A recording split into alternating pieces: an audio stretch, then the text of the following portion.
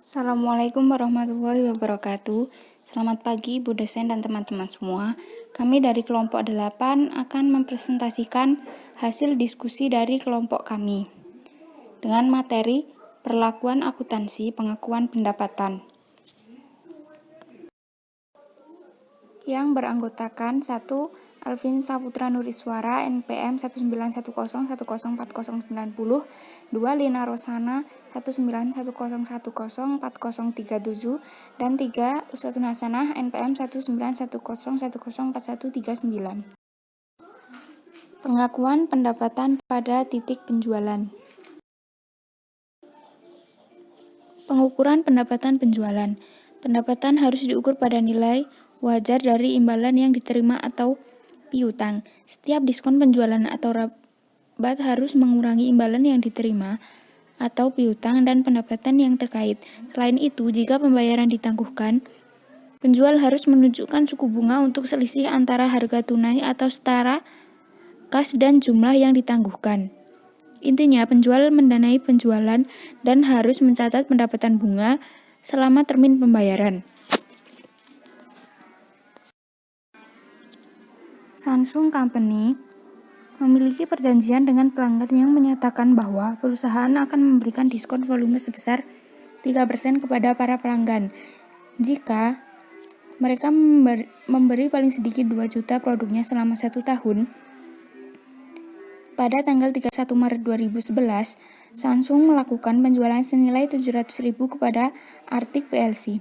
2 tahun sebelumnya, Samsung menjual lebih dari 3 juta kepada Arctic dalam periode 1 April hingga 31 Desember. Berapa banyak pendapatan yang diakui oleh Samsung pada 3 bulan pertama tahun 2011?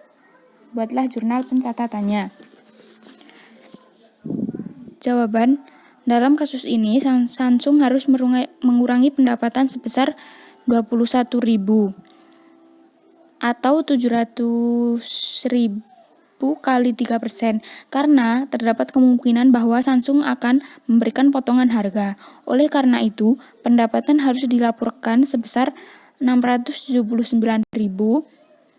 Jika Samsung tidak mengakui diskon volume, maka pendapatan Samsung akan tercatat terlalu tinggi pada 3 bulan pertama tahun 2011. Jika pelanggan Samsung tidak mampu memenuhi batas diskon, Samsung mencatat ayat jurnal sebagai berikut, yaitu kas di debit 700.000 dan piutang usaha di kredit 679.000, diskon penjualan yang hangus di kredit 21.000. Dua, pengukuran pendapatan pada penundaan pembayaran.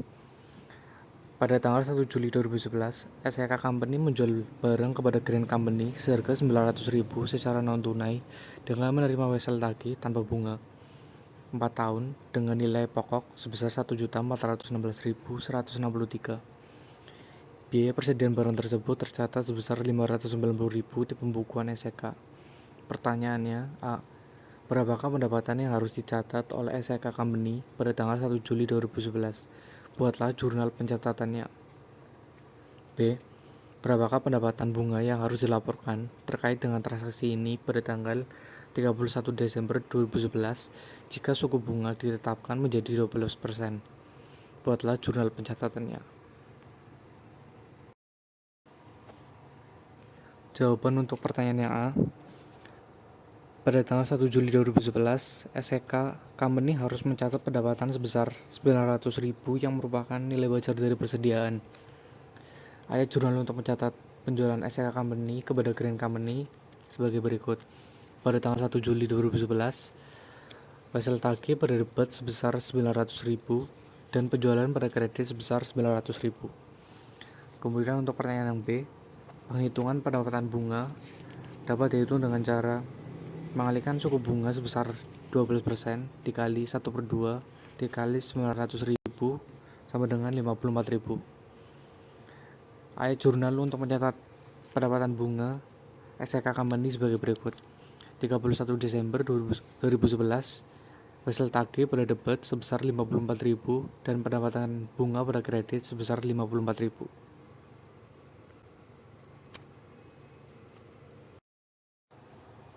Pengakuan pendapatan penjualan. Pendapatan dari penjualan barang diakui saat seluruh kondisi berikut ini dipenuhi.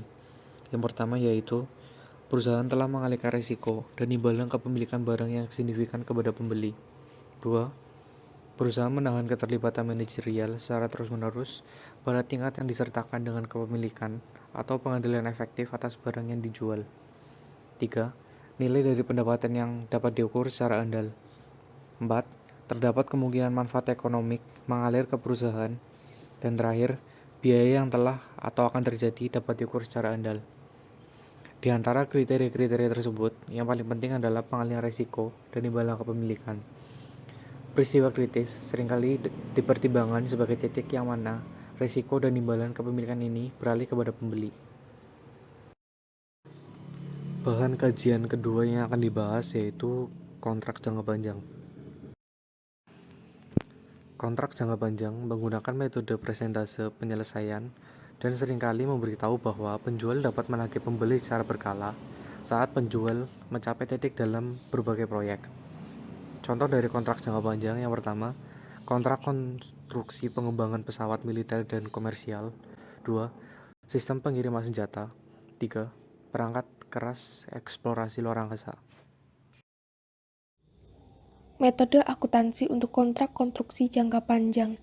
Yang pertama ada metode presentase penyelesaian, mengakui pendapatan, biaya, dan laba bruto saat perusahaan membuat kemajuan dalam menyelesaikan kontrak jangka panjang.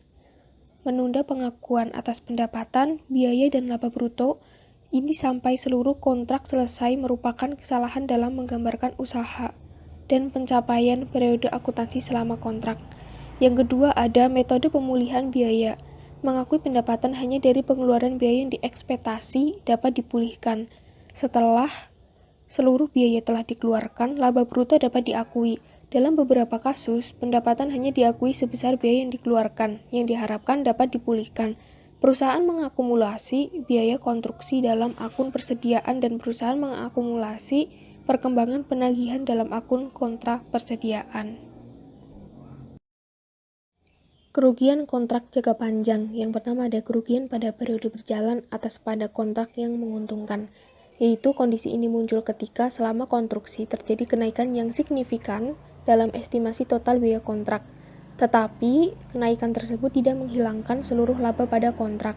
Yang kedua ada kerugian atas kontrak yang tidak menguntungkan, yaitu estimasi biaya pada akhir periode berjalan mungkin menunjukkan bahwa akan terjadi kerugian pada saat keseluruhan kontrak telah diselesaikan. Pengungkapan dalam laporan keuangan. Kontraktor konstruksi harus mengungkapkan hal-hal seperti pendapatan yang diakui selama periode tersebut dan metode yang digunakan untuk menentukan pendapatan kontrak dan tahapan penyelesaian. Sekian yang dapat kelompok kami sampaikan. Apabila terdapat kekurangan, kami mohon maaf. Wassalamualaikum warahmatullahi wabarakatuh.